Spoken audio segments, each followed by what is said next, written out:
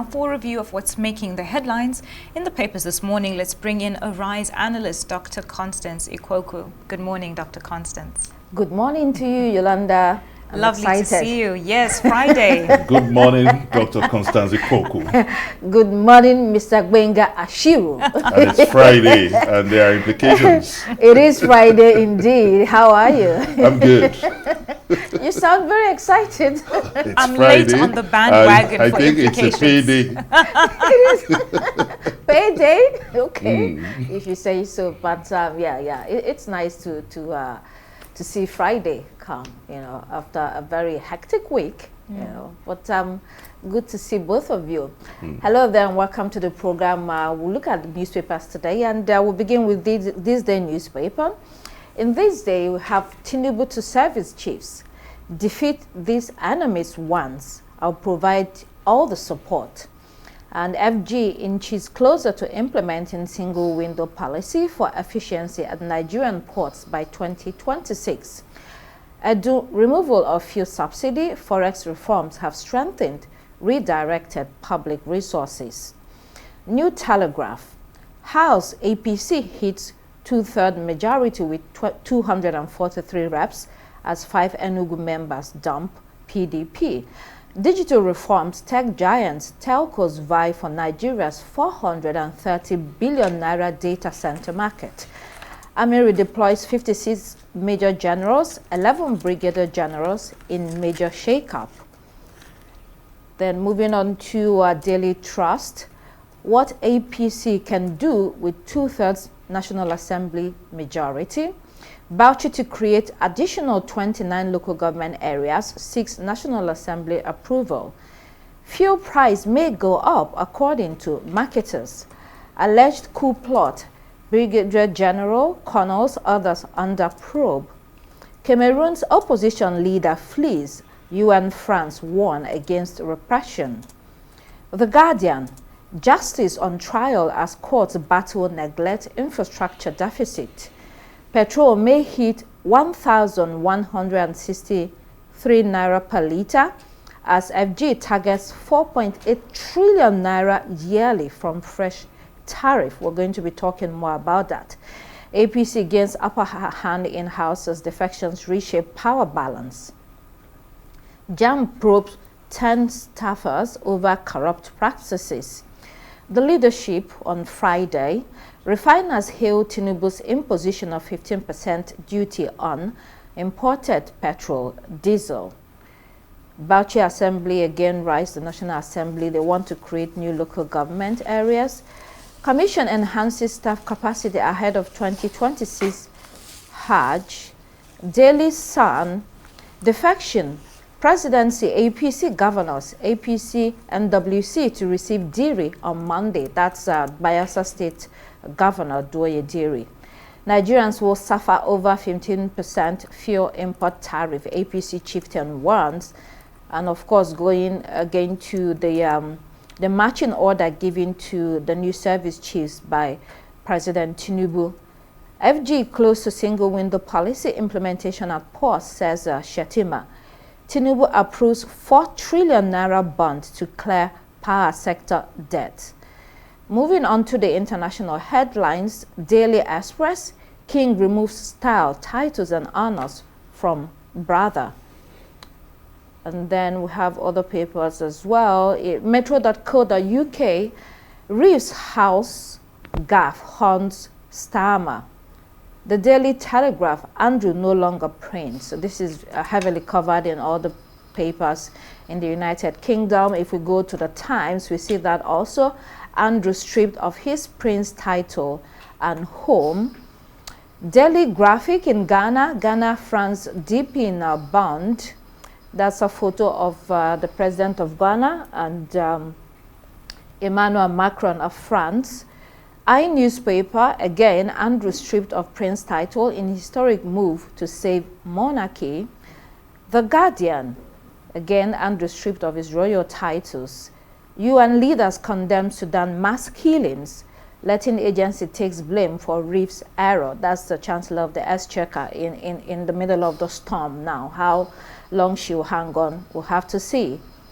Then the Daily Mirror screams, finally, for Prince Andrew. He's out. And Financial Times, US and China agree on trade deal as Trump hails 12 out of 10 Xi summit. All right, let's return to this day newspaper. So what we are seeing in these days is that in a bold ask, President Tinubu demanded that the new service chiefs defeat Nigeria's enemies once and for all, promising to give all the support they require and shape up in the army as army staff redeploys top generals and other senior officers. And then let's go to the Daily Times, where we also have that story. In the Daily Times, Tinubu demands reshuffle, charges service chiefs to defeat terrorists and bandits. The president decorated the new service chiefs yesterday with they're now going to be 3-star and 4-star generals. That was after their confirmation by the Senate. And he demanded results from them. And he said, and I quote, that the groups or the armed groups in Nigeria have to be smashed right in the head. The news of that new service chiefs has been in the front burner for a couple of days now, from the time they were appointed. And we'll have to see how they progress. But remember that talking about defeating terrorists and bandits and delivering results, the Chief of Defense Staff, Lieutenant General Olufemi Oluya, they had asked the president to support them. And one of the things that he asked for was that the Nigerian police force should be adequately funded in order to free the army of internal security responsibilities. And I'd like us to expand on that because recently only we saw that the president had backed the decision of the National Executive Council to overhaul police training institutions across Nigeria. So the rebuilding of these institutions is meant to boost morale and also reinstate professionalism in the Nigerian police force. And interestingly, the governor of Enugu State, Mr. Peter Mba, who has just joined the APC, was given the task of coming up with a blueprint for this rebuilding and overhaul that is expected to be done. So the committee has 1 month only to come up with a strategy to get this done. So essentially, Yolanda, everything is coalescing, and this overhaul is very important because it will go a long way to reposition the Nigeria police force if it is done properly. You know, the new appointment of these service chiefs is really a huge responsibility, because in addition to their military action and what is being required and asked of them by President Bola Ahmed Tinubu, I think one big factor as well is the restoring public trust into these types of institutions. I feel like the public has lost trust in the security agencies over time because of how porous our borders have been and everything that has been happening with the various attacks in different states. So I believe that on top of all that you have said, as you rightly mentioned, we've been speaking on this topic for the past couple of days and kind of looking at the different angles and what needs to be done. But I believe that this area of public confidence, building the trust back with Nigerians, is something that needs to be looked into as well. And as regards the police force, we're talking about, what are the character of people that are being employed, what is the criteria, apart from the training institutions, the funding for the police. When you look at the living quarters of the police force, especially the barracks that are scattered across the country, when you see the conditions, the very deplorable conditions that people have to live in, and you wonder how that affects the psyche, the psychology of those that are supposed to protect you internally in the country. So all of this is a combination of factors that need to be looked at critically in order to make sure that the police is supported in every way they need to be in order to deliver that internal security. Let's move on to the second story in this day. The window piece says Edu removal of fuel subsidy, forex reforms have strengthened, redirected public resources. Since we're speaking of subsidy removal, Let's also see related stories in the Leadership newspaper. There in the Leadership, refiners hail Tinubu's imposition of 50% duty on imported petrol and diesel. If we go to Daily Sun, it tells us what this means, that Nigerians will suffer over 15% fuel import tariff. And in Daily Trust, also, simply put, fuel price may go up according to marketers. So while the This Day report shares World Bank analysis of Nigeria's current economic conditions of macroeconomic stability due to reforms, there are other prevailing elements of reform that still have to be dealt with. And one of them is now this new proposed 15% tariff on imported petrol. This has divided experts and players in the downstream sector. While some applaud it, others say the timing is ill-advised and could see a rise in prices, further impoverishing people. So this policy is meant to discourage importation and encourage local refining. The president's approval followed a request by the chairman of the Federal Inland Revenue, Zach Adedeji, in which he made a case for government to apply tariff to align import costs with domestic realities. So this is expected to increase petrol prices by maybe 99.72% per litre. And he said the current price between locally refined products and import parity created instability in the market. A lot of thoughts on this, Brenda. Yeah, I think we've seen that fragility in balancing what we can call political convenience with economic realities. While it's a mix of skepticism and optimism in the crude market and international markets, let me start from Wale Edu. I think we are beginning to sound like a broken record, because we know that there have been policy alignment between the fiscal and monetary policy, and the federal government has been able to curb speculative activities of the forex market. That has yielded some level of stability in the country. Now we're beginning to take very ambitious policy like curbing, like imposing 15% import tariff on the importation of petrol. I think the spirit behind it, the rationale behind this is to boost the local refineries, to strengthen the local refineries along the oil value chain. I think we have 4 modular refineries and the Dangote refinery. So this would encourage patronage on the local refineries, the production from the local refineries, because we understand that Dangote has, I think, 1 billion liters of petrol now. That that shows that there is a disequilibrium between the supply and the demand forces, and when we have such kind of situation, it decentralizes production within the local refineries value chain. But if you would also look at the other narrative, some people are saying that the petroleum market has contributed about 69% of the local sufficiency. So there's a need for transparency, and there's a need for the oil regulators, the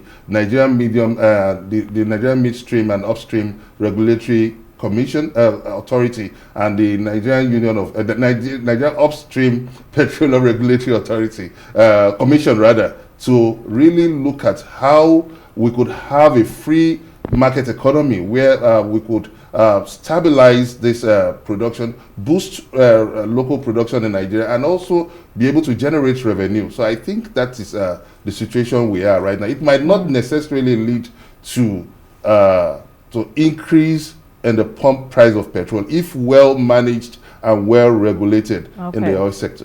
So Benga, let's look at the numbers, because it's very important and what is being discussed here in this space.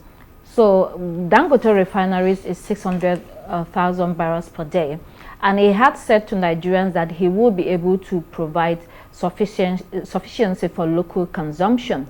So the numbers, according to what we have today, is that local refiners, including Dangote, are able to cover just over 30% of local needs. Still, about 67% is imported as at June 2025. So in practice, they're not covering all that we need.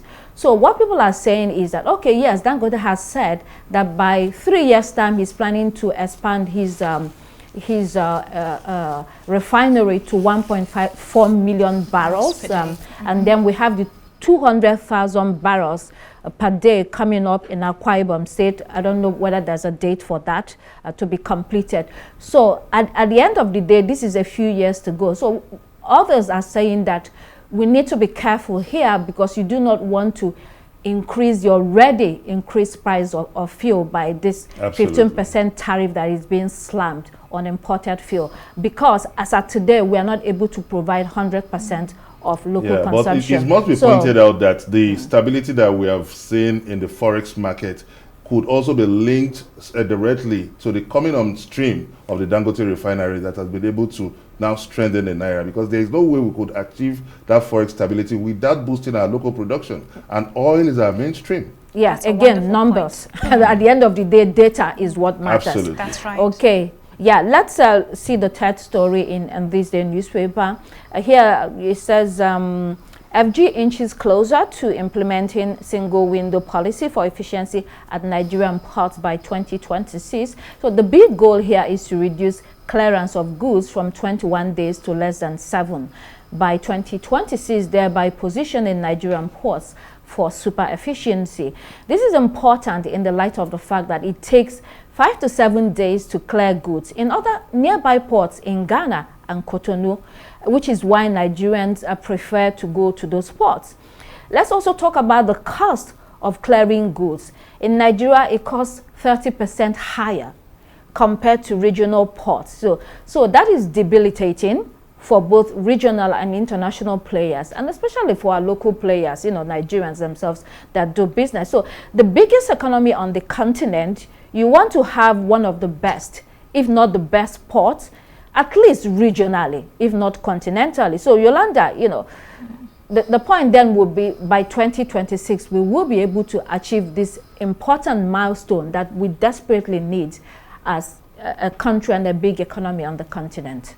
Dr. Constance, I want to be positive and say that the journey of 1,000 miles begins with the first step. I want to remind you as well that a few months ago we spoke about the activities of agencies such as AFTA and what they were doing, trying to link different African countries so that we're able to trade in a more effective and easier way and more affordable way as well. So this, you know, up and down, back and forth with the fluctuation of prices to import goods, to bring in things and see how, you know, things are happening at the ports is still a very dicey situation. I think instead of only just looking ahead, we also need to be proactive in our, you know, in our approach to how we look at such situations. I know that right now the economy is not looking very positive, but just as Benga rightly mentioned out, you know, the fact that the US dollar has shown some sort of stability, I think it's a good step forward in hoping and forecasting what is to come. All right, you know, that's hoping that we achieve that milestone. Daily Sun this morning, the faction presidency APC governors, APC NWC, to receive Diri on Monday. The governor had resigned from his party, the People's Democratic Party, recently and was silent on his next move. While a big fanfare is being planned to welcome him, there's another developing story here. The Deputy Governor, Lawrence Eru-Jakpo, has approached the Federal High Court in Abuja to stop an alleged impeachment plot against him. From what we gather, the Deputy Governor refused. Well, we already know that the Deputy Governor refused to resign from the PDP alongside Governor Diri Duoye. So interestingly, both men, the Governor and the Deputy, are political godsons of the former Governor Siriaki Disin, who first of all supported their senatorial ambitions years back before he backed their gubernatorial elections and they became governor and deputy. So now Diri is charting a completely different path, while the deputy governor also wants to go in the opposite direction. So, you know, there are clashes here. But the point, Benga, here is, what's the thing for an impeachment? Both men have about 2 years left in office and they're not coming back for a second term. This is their final term. Is it necessary to have an impeachment? Well, we've seen the politics play out, and it's beyond the politics of survival now. The governor said that the state needed a platform, and the responsibility rests on him to provide that platform that will serve the state's interest. We can see that the PDP is not providing that platform, that credible, that veritable, and that viable platform to drive the state ahead of the 2027 election regarding the competition and the realities that lies ahead of this race. So coming back, we know that politics is local. So we can't have that kind of defection. It will definitely have the spiral implications all over the tiers of governance in the states. And the implication is when they have that kind of majority. But if an impeachment is coming, there are processes, there are due processes for impeachment, which is recognized in the law. And they cannot just say because you have the number, they have to have a two-third majority within the House, which they have. But now they have to also list the impeachment allegations, and there will be a panel of jury that would look into that, and the impeachment notice has to be served along with the requirements of the law. So if this is happening, it's just a play out of the political realities, prevailing political realities in Bayelsa states. But we also know that in most cases, the governor is literally in control of the state houses of assembly. So it's usually very easy to impeach a or even a speaker if they want. Look at what happened in Rivers State. Well, so, but it's an unfolding story. Well, let's yeah. So in the coming days, we'll hear more about this particular alleged impeachment plot. Let's go to New Telegraph this morning. House APC hit two-thirds majority with 243 reps as 5 Enugu members dumped the PDP. And Daily Trust, what APC can do with two-thirds National Assembly majority. As it stands, while the APC has 243 members, the PDP dropped to 72, Labour Party 21, New Nigeria People's Party 15, All Progressives Grand Alliance ABGA 5, African Democratic Congress ADC 1, and Young Progressives Party YPP 1. Record that the APC in the Senate had already attained majority as well. So Honorable Nolim Naji, who spoke on behalf of Enugu Caucus, was quoted as saying that we stand before you filled with joy, conviction, and purpose. For too long, dear Enugu State has remained in the opposition, excuse me, watching from the sidelines while others shaped the destiny of our nation. Well, reading this from the honorable member, speaking of joy for decamping, it just sounds like a child being handed a candy. But that aside, the implication of all this is that the APC and the government at the center can very easily push through amendments, laws, and policies. So there's not going to be an iota of pushback, which will see other parties, as lame in the grand scheme of things. So, Yolanda, this essentially changes the dynamics completely. It does change the dynamics, and APC has every right to be happy about their win. But I believe that the true test in all of this is whether all of this dominance will translate into effective governance. Will this, lead? Will this quote unquote win be able to, just be turned into something that the nation will be able to benefit from at the end of the day? We're in the wake of so many issues affecting the country of Nigeria, from insecurity, from the economics of things we've discussed so much, including even the what's going on with our petrol. But does this translate? Yes, it's great, it's a win. How effective is this for Nigeria in the grander scheme of things? Good question. Now, let's move to the international headlines and begin with Tanzania, where, in the aftermath of that presidential election, results are being disputed. We see protests in the streets and a bit of a crisis. Quite shocking for many viewers who are now seeing the current president, Samia Hassan, who they are calling in quote, dictator. So she had over 90% of the votes that were counted. Voters have described it as a sham election, and that's ongoing. It might become a total descent into anarchy if care is not taken. So we'll be watching what happens in Tanzania. And then to the US, we have that footage there of the crisis going on there with people in the streets. Until President Donald Trump, who announced yesterday that the US will resume nuclear testing after more than 30 years. So that's a significant move, which is believed to have been triggered by Russia's test of its nuclear-powered cruise missile last week.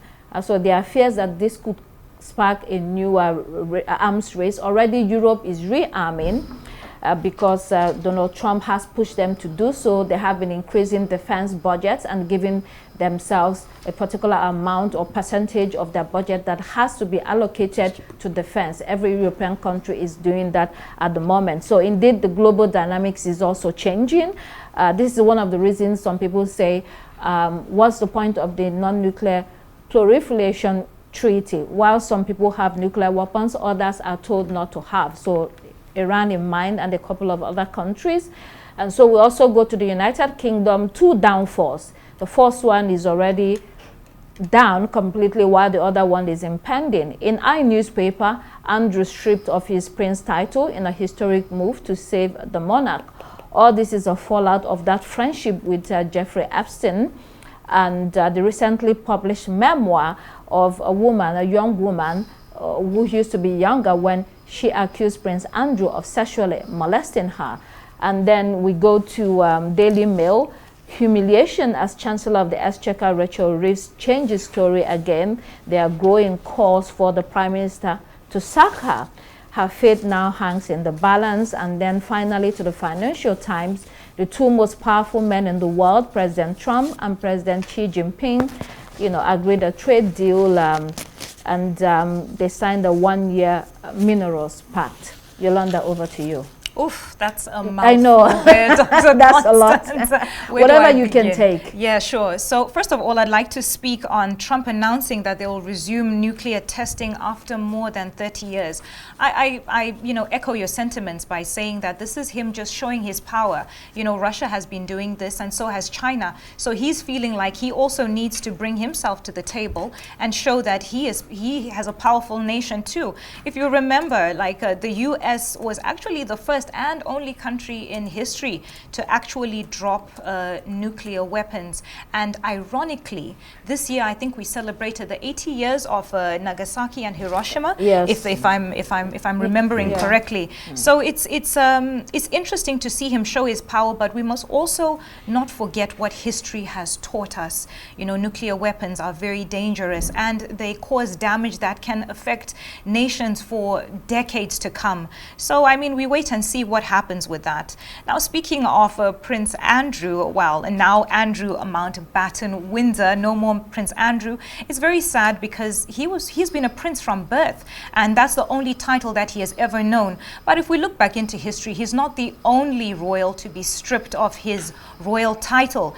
In recent times, we had Meghan and Harry, who were stripped as well. They were formerly the Duke and Duchess of Sussex. Well, that was their choice, though. Yes, that was their choice. Yes, that was their choice. But yes, they were ultimately stripped of their titles. And as well, let's not forget Princess Diana, who the world loves and respects to this day. She was also stripped, even though when she passed, she kept her title through her passing, but was stripped of it technically because of the divorce. So, I think he just needs to adjust to his different position in life, yes. And there are consequences to one's actions. One cannot be associated to somebody such as Jeffrey Epstein, who is a known pedophile. And I think people know more of him being a pedophile than they do know of his actual passing. Okay, let me just quickly chip into that issue of the U.S. launching very quickly, in its own nuclear ambition. We'll recall that one major significant step that the world leaders took towards achieving world peace and security after the 1945 coming on board of the United Nations was the signing of the Non-Nuclear Proliferation Treaty in Geneva in 1968. Oh, yes. So now that we are having a reconsideration of this nuclear ambitions by world powers, it's indicating a major policy shift in international arena, and it's a very dangerous one.